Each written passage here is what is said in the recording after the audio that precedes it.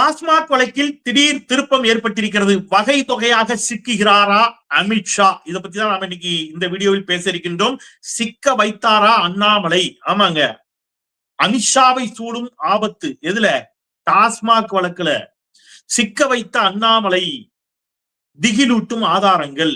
அட ஏன்னாச்சு நீங்க டாஸ்மாக் வழக்குக்கும் அமித்ஷாவுக்கும் என்னங்க சம்பந்தம் அப்படின்னு நீங்க கேட்கலாம். அவ்வளவு எவிடன்ஸ் நான் வந்து நீ கையில வச்சுட்டு பேச போறேன். எல்லாமே ஆதாரங்கள்.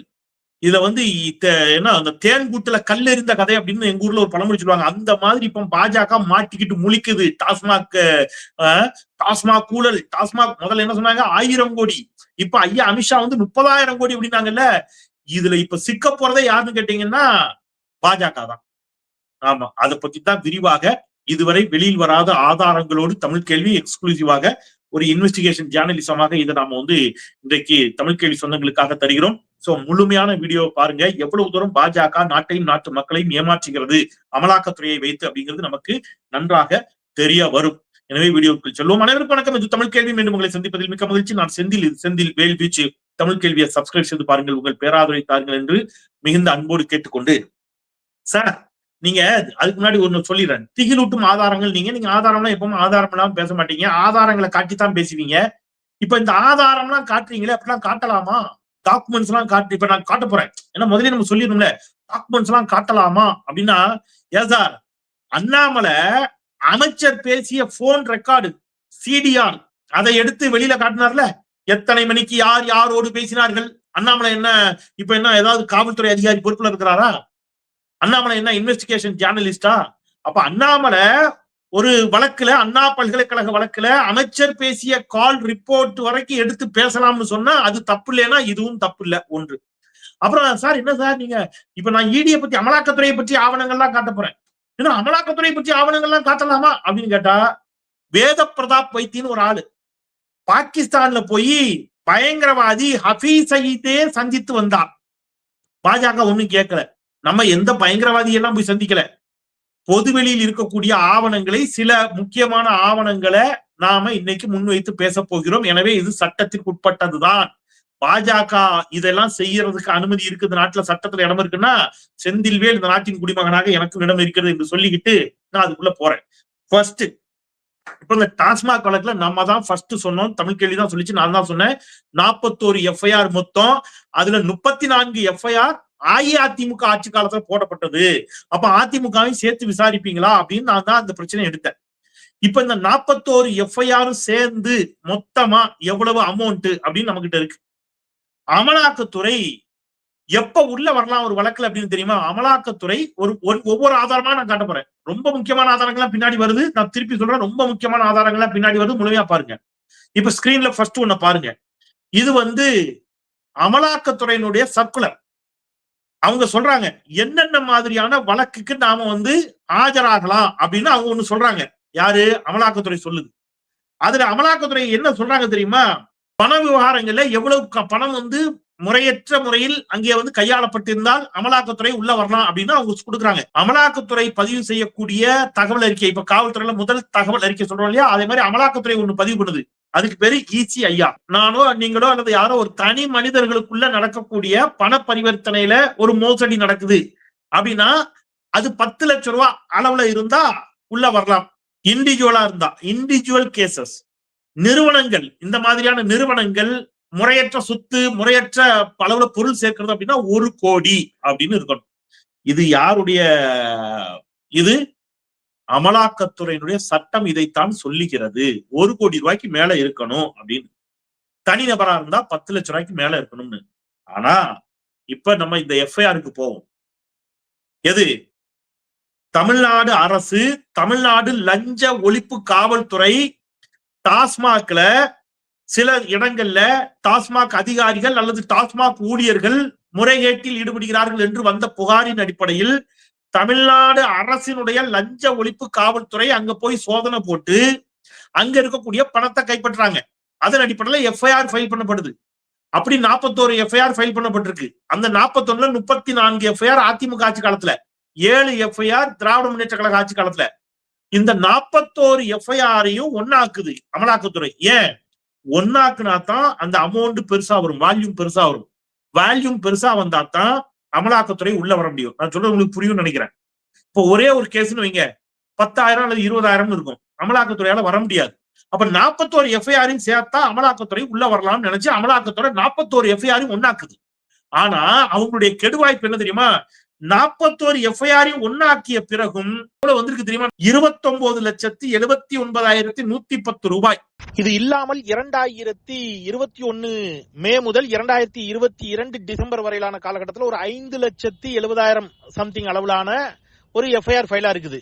சோ எப்படி பார்த்தாலும் ஒரு 29 லட்சம் ரூபாய், இந்த ஒரு 5,70,000 எல்லாம் நீங்க பாத்தீங்கன்னாலும் ஒரு 35 லட்சம் ரூபாய்க்குள்ளாகத்தான் இந்த மொத்த மதிப்பும் வருகிறது. இந்த வழக்கை பதிவு செய்திருப்பது மாநில லஞ்ச ஒழிப்பு காவல்துறை. 35 லட்சம் ரூபாய் அளவிலான ஒரு மாநில அரசினுடைய லஞ்ச ஒழிப்பு காவல்துறை பதிவு செய்த வழக்கிற்கு 1 கோடி ரூபாய்க்கு மேல் இருந்தால் மட்டுமே உள்ளே நுழைய வேண்டிய இடி இந்த வழக்கில் நுழைய வேண்டிய அவசியம் என்ன அப்படிங்கறதா இன்றைக்கு சட்ட வல்லுநர்கள் எழுப்பக்கூடிய பிரதான கேள்வியாக இருக்கிறது. இப்ப நமக்கு 2 கேள்வி. 34 கேஸ் அஇஅதிமுக ஆட்சி காலத்தில் போடப்பட்ட கேஸ். தங்கமணி அவர்களை விசாரித்ததா அமலாக்கத்துறை? எடப்பாடி பழனிசாமி விசாரிச்சீங்களா? அன்றைக்கு ஆட்சியில் இருந்த ஆட்சியாளர்களை அதிகாரிகளை விசாரிச்சீர்களா? இல்ல. 34 மோசடி அதிமுக ஆட்சி காலத்துல நடந்துச்சுன்னு இவனே ஒத்துக்கிறான். யாரு? அமலாக்கத்துறை ஒத்துக்குது, அது மோசடின்னு எடுத்துக்கிட்டான். ஆனா அதிமுகவை எதுவும் விசாரிக்கல. இது ஃபர்ஸ்ட் சிக்கல். ஆனா 1 கோடி ரூபாய்க்கு மேல இருந்தா தான் வரணும் என்று அமலாக்கத்துறையினுடைய சுற்றறிக்கையிலேயே இருக்கிறது. இவங்க எப்படி உள்ள வந்தாங்க அப்படிங்கிறது அடுத்த கேள்வி. இதை இப்ப நீதிமன்றமும் கேள்வி எழுப்புகிறது. நீதிமன்றத்தில் அமலாக்கத்துறை வாதங்களை வைக்கின்ற பொழுது முதல்ல இதை சொல்ல முடியாதுங்கிறாங்க. அப்புறம் நீதிமன்றம் சொல்ல வேண்டும் என்று சொல்லிக்கிற பொழுது நாங்க பொது வெளியில சொல்ல முடியாது, நாங்க வேணா சீலிடப்பட்ட உரையில் இந்த தகவல்களை தருகிறோம் என்று அமலாக்கத்துறை சொன்னதாக ஒரு தகவல். சீலிடப்பட்ட உரையில ஒருவேளை அமலாக்கத்துறை கொடுக்கும், அதை வச்சு மாண்புமிகு நீதிபதி இதை விசாரிப்பார். இது ஒரு பக்கம் இருக்கட்டும். இப்ப பிரச்சனை என்னெல்லாம் வருதுன்னு கேட்டீங்கன்னா, ஃபர்ஸ்ட் ஒரு பிரச்சனை உங்களுக்கு புரிஞ்சுதா? 1 கோடி ரூபாய்க்கு மேல இருக்கணும், அதுக்குள்ளேயே நீ வந்திருக்கிற, இப்ப நீ வகைதொகையா மாத்திருக்கிறீங்க. அடுத்தது அமலாக்கத்துறை எப்படி எல்லாம் பொய் சொல்லுது அப்படின்னு பாத்தீங்கன்னா, இந்த எஃப்ஐஆர் இருக்குல்ல, மாநில அரசு போட்ட எஃப்ஐஆர்ல இது பிரஸ் ரிலீஸ், அமலாக்கத்துறையே கொடுத்த பிரஸ் ரிலீஸ் என்னை கொடுக்குறாங்க? 13/3/2025 அன்று ஒரு பிரஸ் ரிலீஸ கொடுக்குறாங்க. அந்த பிரஸ் ரிலீஸ்ல அமலாக்கத்துறை என்ன சொல்லுதுன்னா, these FIRs fall into the categories. எந்த எஃப்ஐஆர்? நாம இந்த மாநில அரசு போட்ட எஃப்ஐஆர்ஸ் இருக்குல்ல, 41 எஃப்ஐஆர்ஸ். இதுல 1, TASMAC shops collecting excess amount than the actual MRP. அதாவது பாட்டிலுக்கு 10 ரூபாய் கூட வாங்குறாங்கன்னு ஒரு குற்றச்சாட்டு சொல்றாங்கல்ல, இது ஒரு எஃப்ஐஆர், இது ஒரு குற்றச்சாட்டு. 2, distillery companies offering kickbacks to the officials of TASMAC for supply orders. அதாவது இந்த மதுபான நிறுவனங்கள், டிஸ்டிலரிஸ் கம்பெனிஸ் யாருக்கு? டாஸ்மாக் அதிகாரிகளுக்கு என்ன செஞ்சதா சொல்றாங்க? பணம் பெரிய அளவுல கொடுத்ததாக எஃப்ஐஆர்ல இருக்குதுங்கிறாங்க. அப்படி எஃப்ஐஆர்ல பெரிய அளவில் எங்கேயும் பணம் கொடுத்ததாக எஃப்ஐஆர்ல இல்ல. எந்த இடத்துலயும் இல்ல.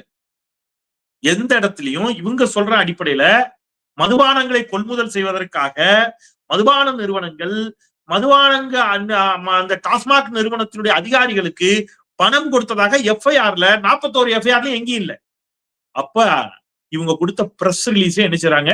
பொய் சொல்றாங்க. இப்ப ஏன் இப்படி பிரஸ் ரிலீஸ்ல பொய் சொல்லுது அமலாக்கத்துறை அப்படின்னா, பாட்டிலுக்கு வெறும் 10 ரூபாய் வச்சு வாங்கினதாக சொல்லி 1 கோடி ரூபாய் வாங்கினாங்கன்னு சொல்லி கேஸ் போட முடியாது, மக்களே நம்ப மாட்டான்.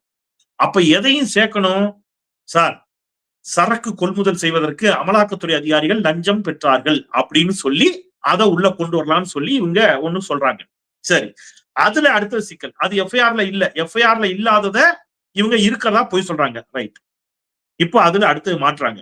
அப்படி எந்தெந்த கம்பெனிப்பா, சரி நீங்க சொல்றபடியே பண்ணுவோம், எந்தெந்த கம்பெனி எல்லாம் இந்த அதிகாரிகளுக்கு பணம் கொடுத்தாங்க அப்படின்னா அதுக்கு அவங்க சில கம்பெனிகளை குறிப்பிடுறாங்க. இது அமலாக்கத்துறையே சில கம்பெனிகளை குறிப்பிடுது வேற ஒரு இடத்துல. அதுல ஒரு கம்பெனி எஸ்என்ஜே கார்ட்ஸ், இந்த மாதிரி சில கம்பெனி எல்லாம் குறிப்பிடுறாங்க. அதுல ஒரு கம்பெனி எஸ்என்ஜே.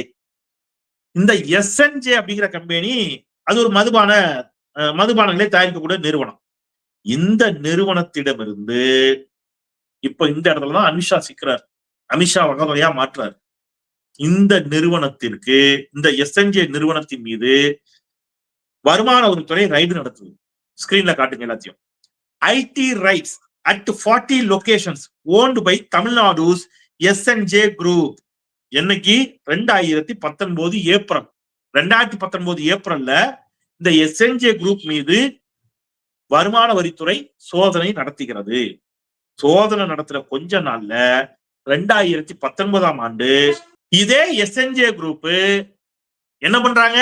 ஏப்ரல் மாதம் வருமான வரித்துறை சோதனை கரெக்டா ஏப்ரல் சோதனை, May, June, July, August, September, October, November, December மாதம் இந்த எஸ்என்ஜே குரூப் பாரதிய ஜனதா கட்சிக்கு நன்கொடை கொடுக்கிறது.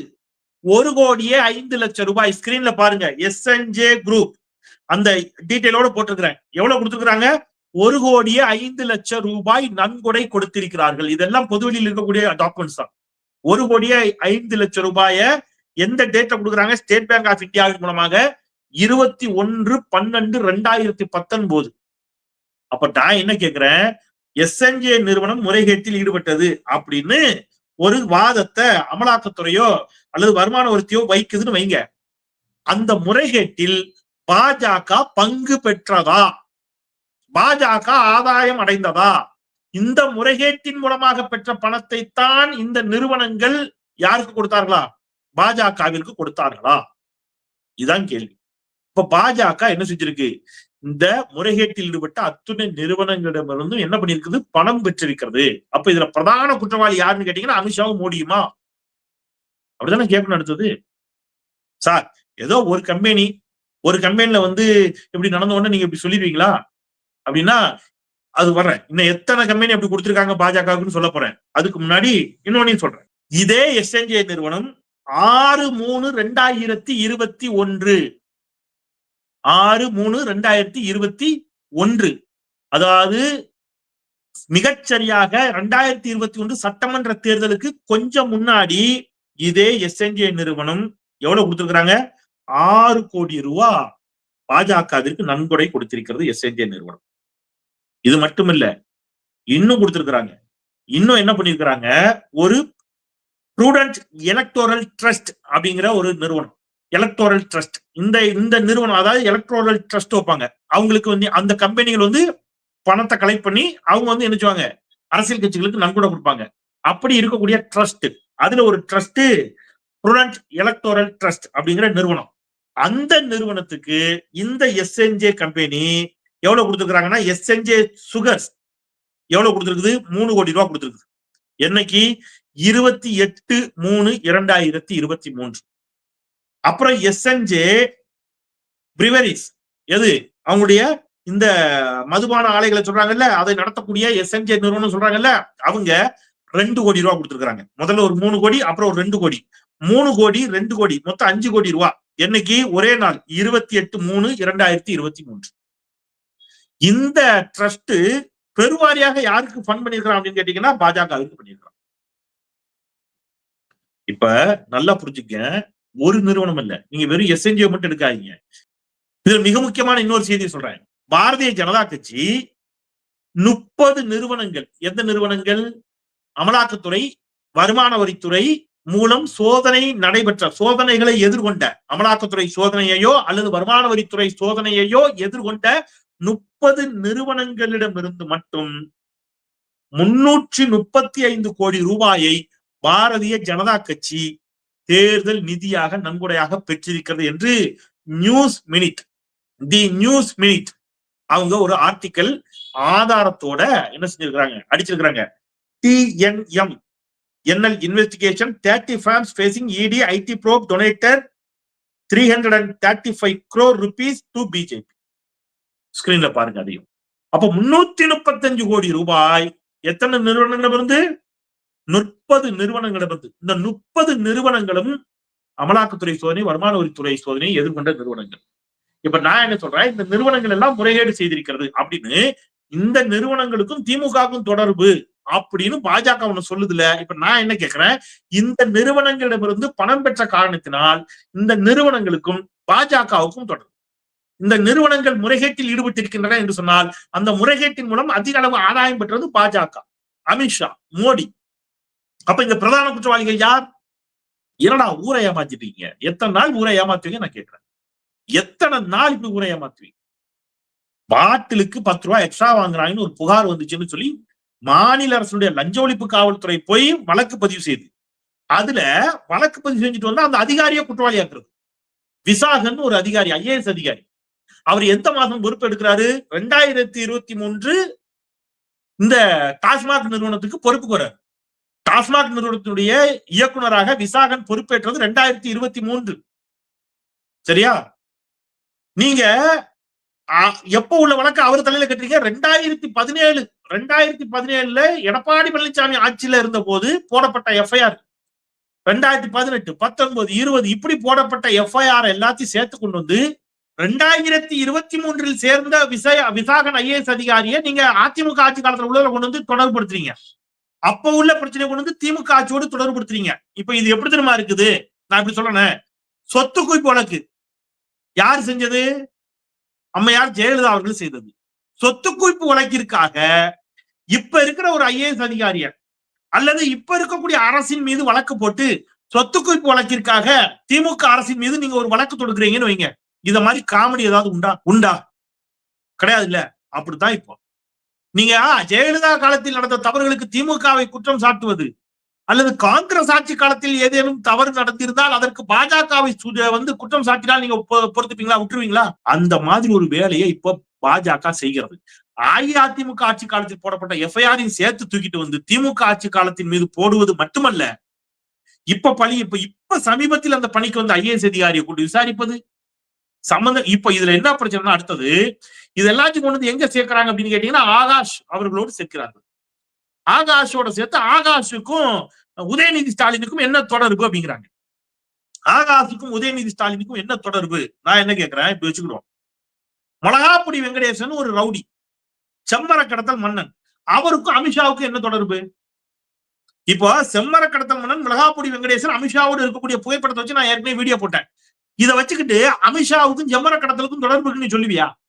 என்ன லாஜிக் எனக்கு புரியல. ஒருத்தரோட சேர்ந்ததுனாலேயே அடுத்த புகைப்படம் எடுத்துக்கிட்டதுனாலேயே முதல்ல ஆகாஷுக்கு எதுக்கும் தொடர்புன்னு கோர்ட் எங்கேயாவது சொல்லிச்சா? இல்ல. அப்ப நீங்க பாருங்க, இப்ப இதுல மணி லாண்டரிங்கிறாங்க. மணி லாண்டரிங்கிறது என்னங்கிறது மட்டும் நான் சொல்லிட்டு உங்களுக்கு நிறைவா முடிச்சிடறேன்.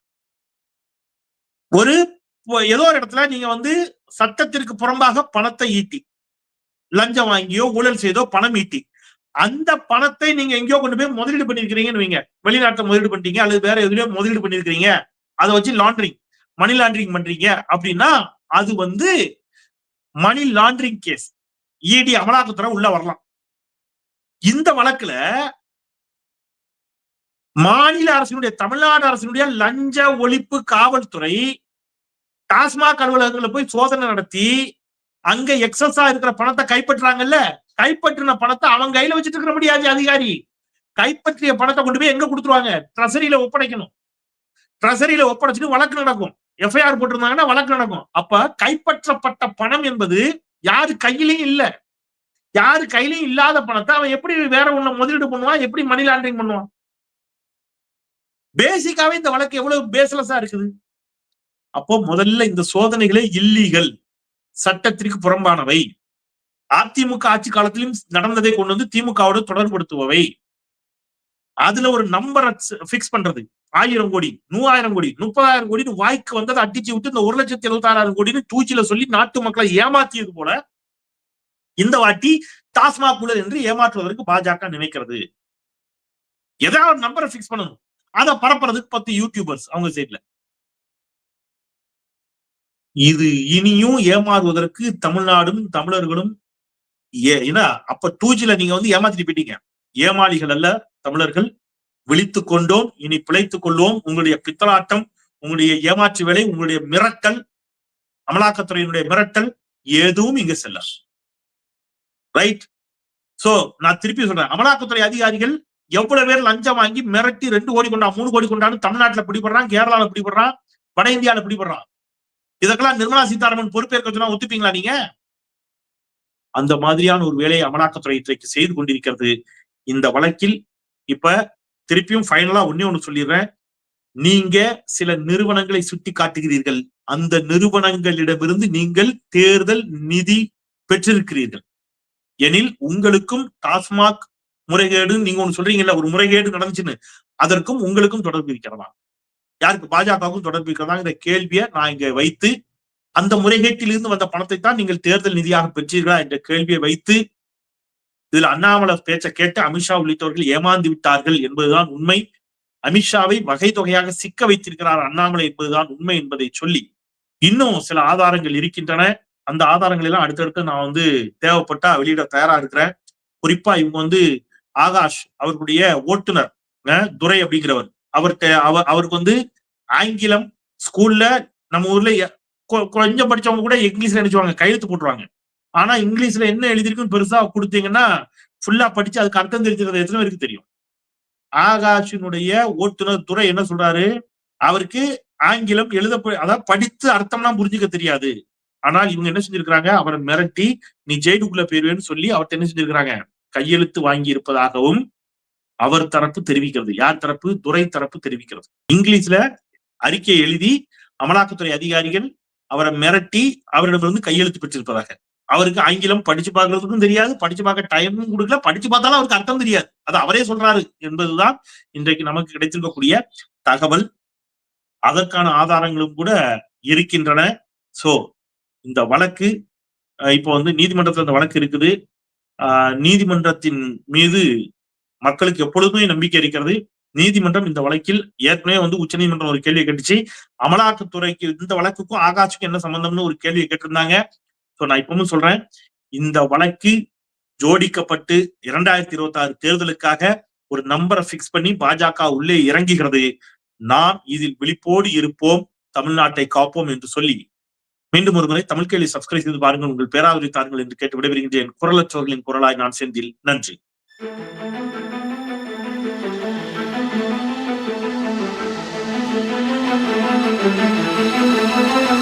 Thank you.